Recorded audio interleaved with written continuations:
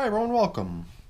We're checking in on my VermiBag Mini today, and at the age of 622 days of age, it's by far the oldest of my systems.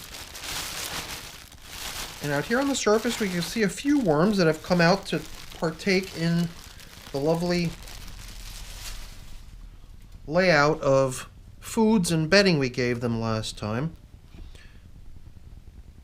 They're all just kind of hanging out. I'm wondering if these two that are kind of wrapped in on each other are either interested in pursuing a little bit of mating or might have just finished a round of it. Kind of hoping it's the latter. Be nice. And I don't have coffee to give them today, so no new coffee filter, but the one that's here seems like it's holding up well enough to be returned in that same function when we're done, so I think I'll just set it aside with the foods and we'll return it when we're done. You can see I've come down here with a fairly nice assortment of different things for them. It's all coming from my freezer, frozen to, I guess, in the first consideration, the freezing is a good thing, I believe, because I can have a good bit of stuff set aside for the worms and not worry, since it's frozen, that it's going to start spoiling and stinking. But it also seems to me when things are in the process of thawing, they become all mushy and most likely very easy for the worms to break down after it's been frozen and then thawed. So I think there's a couple benefits to freezing the worm foods. Yeah, I remember now. I remember when we added this top coating of leafy matter, a little bit more came out of my box than it normally would. Oh, okay. Oh, got a phone call coming in. Please excuse me for 1 minute. We'll be right back. Alright, that was my buddy calling from the airport in Florida, preparing to take off. So we were talking about the leaves I applied in great abundance here last time. You can see I've got my box here. Just reloaded, but you can see I've already started applying leaves generously to other systems too. And we'll put more in here today, but like I said a moment ago, the stuff just came pouring out and I treated it as a sign. I treated it as a sign that, hey, you know what? Perhaps it's what the system wants. So somehow it willed it upon my hand to just tip a little bit more than it should have, and I dispensed way more than I normally would into here. But just by it being more doesn't mean it's a bad thing. In fact, it's probably a pretty good thing, because somehow I believe that when it comes to the application of bedding in the systems, you can't go wrong by being generous. So I figured before we get any further, we would blend in some of this nice stuff, and once we excavate the feeding zone and give ourselves some space to plop in today's feeding, we'll further till in the stuff. But I also like to use this as my excuse to sort of go around the perimeter to see how the moisture's holding up.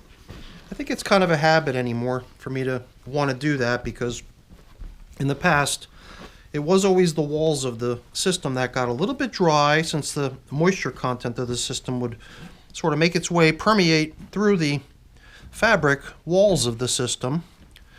And in response to that situation, I wrapped the entire bag around with bubble wrap, with the bubbles facing inwards. So in a way there is a little bit of space for air to move between the bag and the bubble wrap plastic. So I don't feel like I'm stifling airflow, but I'm definitely helping with locking in the system's moisture content and not allowing all of it to just evaporate away. When I look at the side of the bag and I take a closer look at the plastic, the bubble wrap plastic, it definitely shows the moisture, because I could see the moisture collecting on it like little dewdrops, and it's obvious that the plastic is holding it in, otherwise it would have already made its way into the air. It's interesting. I could feel warmth over here, and I don't know if that's the worm action or the breakdown process of the foods we put in here 12 days ago.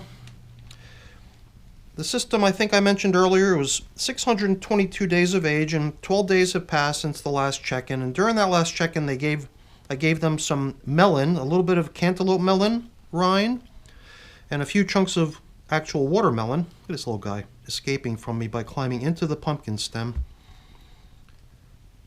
Wow, there's a big enough cavity in this pumpkin stem that this worm is able to totally escape from my advances by getting down into the insides of this thing. And I think last time too, I sort of gave a little press. Yeah, it's so soft. Gosh. I mean, the system's over 600 days of age. This pumpkin stem's probably closer to 750. I don't even remember, but I've got a tracker in my tracking spreadsheet, and I can tell exactly how long it's been going now by looking in my spreadsheet. But it was a huge pumpkin stem, so it's certainly not too surprising to keep bumping into it. And that's the reason I've got a day counter in my tracking spreadsheet, because it is something that's been around for so long. I figured I would go back, figure out what day it was that I placed it into, the system that it was originally placed into way back when, and let the spreadsheet do the work of keeping track of how many days ago that was. So yeah, the warmth I'm feeling down here is kind of cool. Usually I don't think the worms themselves are going to kick off a lot of warmth. I think it's got more to do with just the breakdown process that's going on down in here. The bacteria and microbes, everything doing their job, helping with the breakdown process, getting the stuff nice and soft so that the worms can swing by and nibble on it. I do believe that certain things just wouldn't go anywhere if it wasn't for the microscopic inhabitants of the system getting things to the point first where then later the worms can come in. Okay. The moisture level down in here isn't quite as much as it was in the previous check-in, I believe, and it might have to do with the fact that we put dry leaves in as the foundation for the feeding, as well as more dry leaves at the end as that top coating that we blended in at the beginning. So I like the idea of putting more top coating leaves in at the end after we've leveled things off and returned everything into the feeding area. But perhaps this time we'll use my prepared bedding, which has a good bit of moisture content to it. So this way we won't further dry the system by adding more dry bedding like we did last time. This time this damp material here will, not take up the moisture content.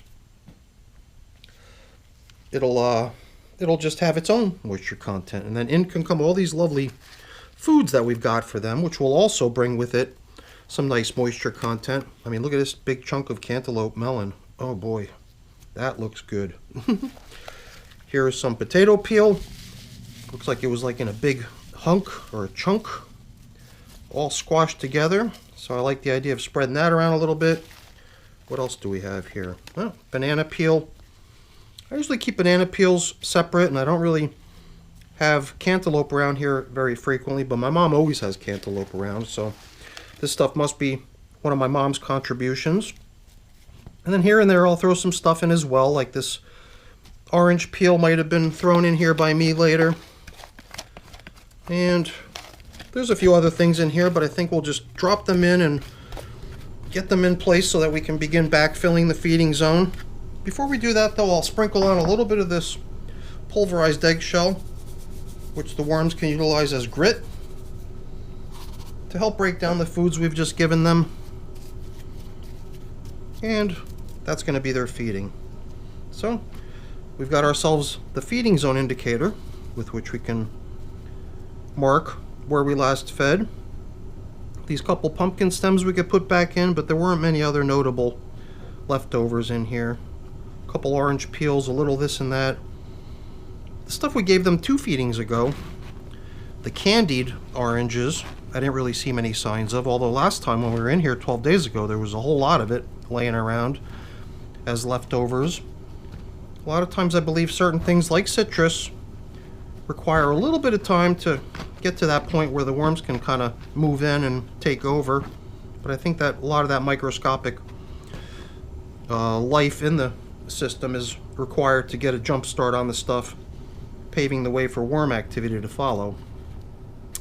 So that's that. Let's follow through here, and I'll try to be a little bit more careful and not dump more in here than I intend to, because, oops, just moved the camera a little bit there by accident, sorry. So yeah, I mean, I could throw the whole box in here if I wanted to, but you know, I don't want to be running outside every day to replenish my supply. I like to use a little bit here, a little bit there, and spread it around, make it last so that every system can get a little bit, and then put a little space in between the days of me needing to go outside and refill. So, definitely liking the way the level's coming up in here. We've been using this window as our measure because the bottom of this window has always been the level that this system sat at for the longest time. And just because of what we've been doing over the past couple months now of being super generous with bedding, that level's been rising, and it's been rising fast, and I really like that. So that's it for the check-in, everyone. Hopefully you enjoyed it. If you did, as always, please don't forget to leave me a quick thumbs up before you go. That's always really appreciated. And if you haven't done so already, please also consider subscribing to the channel. That's very much appreciated as well. All right, everyone, have a great day. Thanks for watching. Bye now.